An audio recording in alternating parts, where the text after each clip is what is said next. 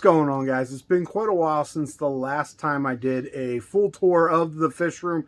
And obviously for us, a fish room is more of the fish apartment. But I wanted to go through all the tanks today and just kind of show you everything, because we're going to be making some changes, especially to this tank right here. But before I start working on those changes, I wanted to kind of talk about what is going on in the fish room and show you guys a few of the different things that we have going on. So we're going to start with the 75-gallon out here in our living room.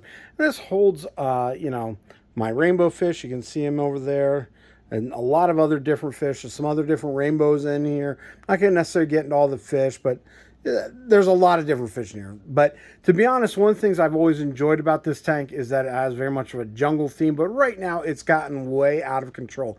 And I absolutely love like the roots here that are growing out of these, but it's a little bit too much at this point. I can't even see what's in the back of the tank anymore. It needs a new scape for me. I've lost interest in what this is right now, so it's time to redo some things here.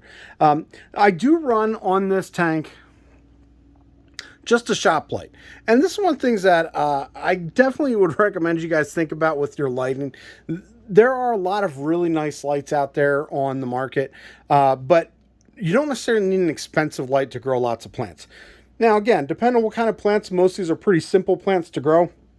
But clearly you can see my tank is way overgrown. It has been many times with just that shop light. So I do have some Anubias. And if we look closer, this tank definitely has not had the care it needs. There's a lot of algae growing on some of these plants here.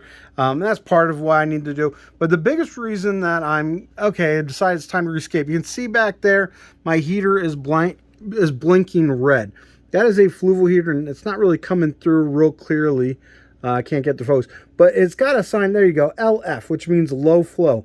It also says the temperature is 87. The temperature is not accurate on there. I don't know, and there's not a low flow right there. You can actually see I've got a power head blowing right on it. But the problem I'm running into is the heater thinks it's way hot, and so it's not actually heating the tank anymore. I don't know if it's because plants maybe grew into the heater or there's an issue there, but I'm going to rip this apart pretty much down all the way to the substrate and redo this entire tank. The plants in here, like I said, there are a lot of different things. I've got some Java ferns. Can't even see some of the Java ferns in the back there. I've got some Anacris in here. I've got some Copa Carolina, obviously the Anubias. I even have a sword that's in there. It's just a red melon sword, but it doesn't get enough light, and it's pretty much buried in there. So it's going to come out of this tank altogether.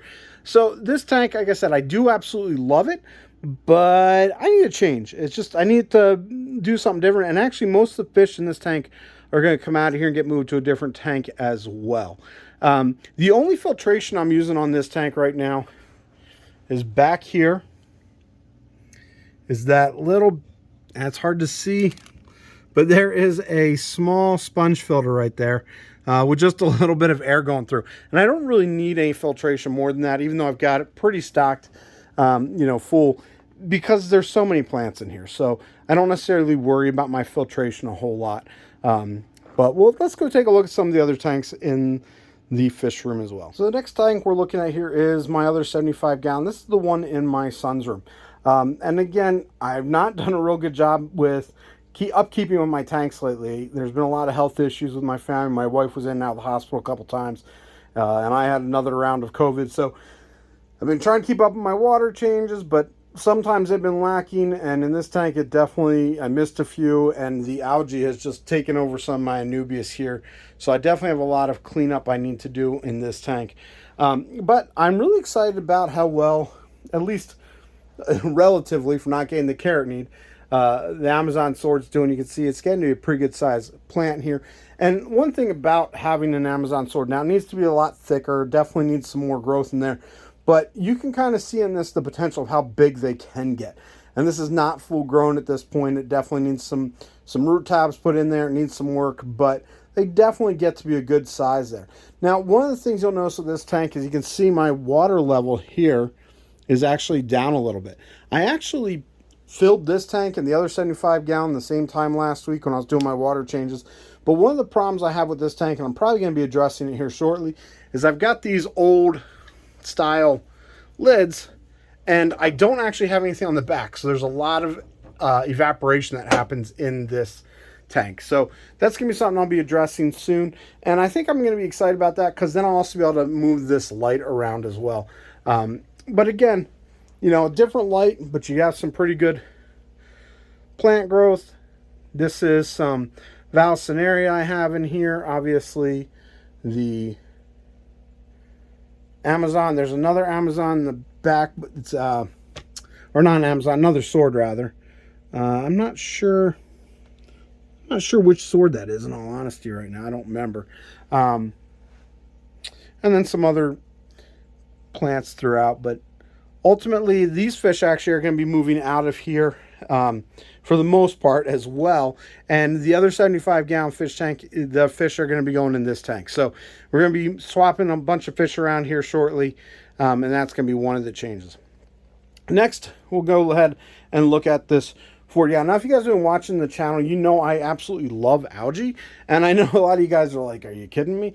But personally, I think this is a really cool looking tank. So I will admit that the algae a little bit is turning brown, which I don't necessarily love the brown algae, but there's different types of algae. And we'll take a look at this, and then we're going to look at a tank right below it that also has algae in it. But I really think it looks pretty cool, like especially with some of these small fish. You know, I've got some, let's see if I can get a good close look on them. I've got these celestial pearl danios in here. And I also have some neon rainbows in here. But when the celestial pearl danios swim in and out of this algae in here, they get underneath, I just think it ends up looking really pretty cool. So I know some of you guys are like, this is disgusting, there's so much algae here. But for me personally, I really kind of like the way it looks. That being said, I'm probably actually going to be pulling out a lot of this algae and putting some other plants in here and trying to do this a little differently. Because although I love it, you know, I feel like I need a little bit of a change here with a lot of my fish tanks. So this is one that I'm going to be pulling this algae out, even though I love the way it looks, and redoing it. So let me know in the comments below if you guys hate these tanks and the way they look with the algae. But personally, I just think they're so cool. Let's, you know, come over here and just take a closer look at it. Like just the way it hangs almost gives it a little bit of a tree look here. I just think it looks so cool. Again, I know it's not for everybody, but for me, I do like it and I enjoy it. So underneath it is my other 40-gallon, and this has a completely different look as far as that algae. You can see this is a much greener algae. And again, it's kind of grown all over the wood here. Let me back up so you can see the whole thing. I think it looks awesome. This is one of my guppy tanks. And obviously it is full of fish in here. Also have a bunch of cherry shrimp in there they love this algae. Love hanging out on it. I think they look really good on it. Also have some different crypts and stuff growing down here at the bottom. And I'll probably add some more crypts in here or spread these ones out, and some Anubias. Pretty much Anubias is almost in all of my fish tanks just because it's a really easy one for me to grow, for anybody to grow really. But it's really hardy and it just works with most fish. So, but this is, if you guys didn't watch my video with my 40 breeder tanks, this is the two of them. Just using this metal stand, and I'll leave a link for that if you guys are interested in that. But it works pretty much perfectly, and I did a whole video on it if you want to see more about it. They really fit in there nicely, holds the weight well, nice tight fit. So anyways, there are the 40 breeders. If we swing over here, this is my son's room. He didn't make his bed today. But if we swing over here, here's the other tank in his bedroom, and that is this 10-gallon, and it is just full of guppy grass. I've done a whole video on guppy grass. Guppy grass is definitely one of my favorite plants. It's easy to grow. A little bit hard, doesn't always ship real well, and getting it started is not always the easiest. So when you get it, a lot of times like 90% of it will die off. But if you can keep some of it alive, once it starts going and adjusting to your water, it pretty much goes like gangbusters. So I have two guppies in here, male, female, and I've had them in here for months, and they just have not bred. So at this point, I'm kind of guessing that they are sterile or something, because I don't understand why I mean, there's plenty of places to hide. I feed them well, but they just have not bred, and I don't really know why. I've not had any issues with guppies not breeding for me in the past. I've got other tanks that they're breeding in. They seem to do well with the food I have, the water I have. Everything seems to be okay. Like I said, obviously there's tons of hiding spots, but I never find any fry in here. And we can look even closer, like, you know, maybe today will be the day I find it, but, you know, I never see any fry. So I'm actually going to be getting rid of some of this guppy grass, but I always keep some guppy grass. You know, I never get rid of all of it because I do like it. But right now this tank is overgrown. You can't even tell what's in here other than the two guppies that come up and show themselves in the front. There are a couple of shrimp in here as well, but they're doing a pretty good job hiding at the moment. So let's go ahead and take a look at a couple more tanks. So here is, this was an Aquascape tank at one point. I've got these large pieces of lava rock, which I absolutely love. And I apologize for the bubbles. I did have to just add some water. This is one tank that regularly, because it has no lid at all, you know, evaporates pretty quickly with the water. And I used to have some Anubias. If you guys remember the video, I had Anubias. You can see a little bit down here, but it was all up through the middle of this as well. But unfortunately, with my wife being sick in the hospital and, you know, them following up with me being sick with COVID, you know, the water level dropped way too low. I mean, we're talking, it was pretty much down to here. And all that Anubias died because it just didn't have the water. But that being said, the shrimp kept doing well. I've never actually changed water in this tank. I've only ever added water. And you can see the shrimp are still, I'm like, because I just added water, they're busy moving around. But they're healthy, they're happy. There's lots of shrimp in here. We probably won't see a lot of them because they do a really good job of hiding in all of this subwasser tank. But this is a tank that I just, you know, there's no filter at all in this tank, and it just does well. I really enjoy it. I think it's a really cool, just a beautiful tank. And I got to be honest, I wish that there was more of this lava rock available easily in the aquarium hobby. You can't usually find these big pieces that are soft. You find lots of big pieces that have been cut out and that kind of thing, but I just think that it makes for a beautiful aquascaping rock. That being said, it is a little bit sharp. So if you have fish that have longer fins, you do need to be careful with this, as that can be a problem for you.